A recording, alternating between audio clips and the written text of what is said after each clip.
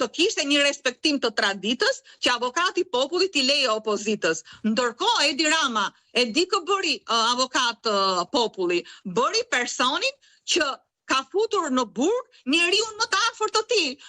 mikun e vetëm që i kishte ngelur Edi Ramës, se ai nuk ka as shok as miq, ai ka njerëz të cilët i përdor, i hedh dhe i çon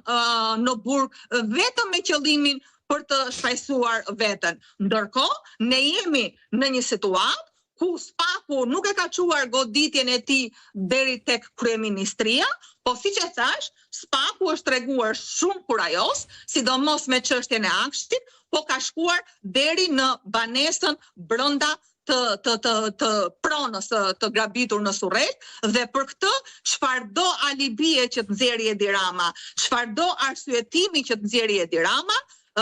përgjimet, komunikimet, veprat penale janë aty dhe shumë shpejt unë për shembull më ka rënë dorë e gjithë praktika se si manipuloheshin tenderat e Akshit, do t'i bëj publike në një moment të dytë, sepse do t'ja vënë në dispozicion këto ditë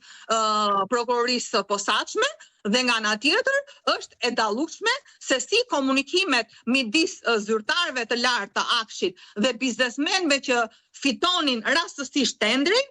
ishin të përgatitura dhe vetë e gjithë procedura e tendrit ishte i përgatitur dhe ishte me fitusin e paracaktuar. Dhe këtë, për hir të vërtetës, nuk e bënte dot as Belinda, as Mirlinda, as lindat e tjera, këto i bënte vetëm Linda e Surrelit dhe Edi Rama. Jemi në fund tani të bisedës, po çfarë do ndodhi në mars, zëra Kalaja, e di që s'do ma thuash saktësisht, po një perifrazim, se thatë që mars ndodhin gjëra? Jo, unë mendoj që duke qenë një situatë shumë e rëndë, ju e shikoni vetë që të paktën në 2-3 raportet e fundit të Departamentit Amerikan të Shtetit, jepet një tablo reale, pra nuk është ai bilanci që nxori sot kryeministri, po është një pjesë e atij bilanci që nxorra unë, po është një pjesë e atij bilanci në fakt që ka denoncuar vit pas viti zoti Berisha, dhe për të mos thënë që nuk ka një denoncim të zotit Berisha që të mos jetë indicie për Spakun, nuk po them që kanë nxjerrë të gjithë të vërtetën, sepse opozitës aq e ka qoftë tagrat, po qoftë edhe mundësinë për të vënë në informacion 100% real dhe në kohë reale. Por unë them se të gjithë denoncimet që ka bërë zoti Berisha, unë, Partia Demokratike dhe gjithë njerëzit që mendojnë që t'i shërbejnë këtij vendi pa kushte, mendoj se kanë qenë një indicje shumë e mirë për Spakun, mendoj se edhe vetë Spaku, siç e thash, duke qenë se ka ndryshuar qasje ndaj mënyrës se si ushtrohet ndjekja penale dhe se si ushtrohet detyra, edhe unë personalisht jam kundra arrestimeve dhe kundrave burgosjeve, por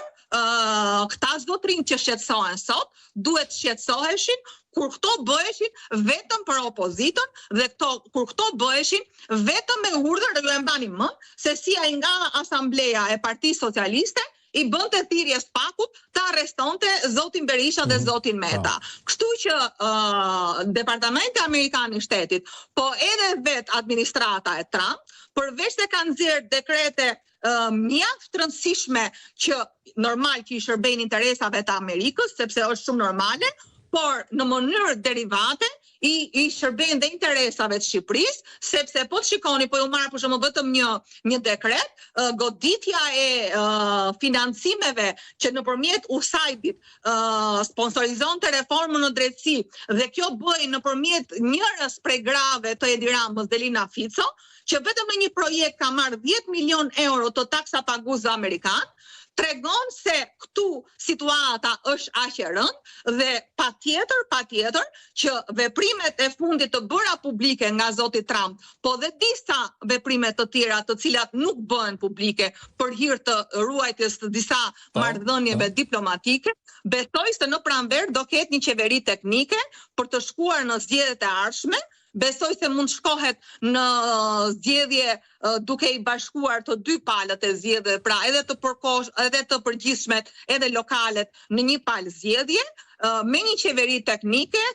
për të barazlarguar një herë mirë nga mënyra se si përdoret i gjithë narkoshteti në shërbim të vjedhjes së zgjedhjeve dhe gjitha kjo pastaj në shërbim të grabitjes Shqipërisë për të mbajtur narkopushtetin. Zë Kalaja, ju falenderoj që ishit me ne në këto minuta dhe ju uroj një vit të ri sa më të mbar. Faleminderit. Faleminderit për ftesën, është gjithmonë kënaqësi në televizionin tuaj dhe me këtë rast uroj një vit të mbar për gjithë shqiptarët. Qoftë viti 2026, viti kur ne do të ndahemi një herë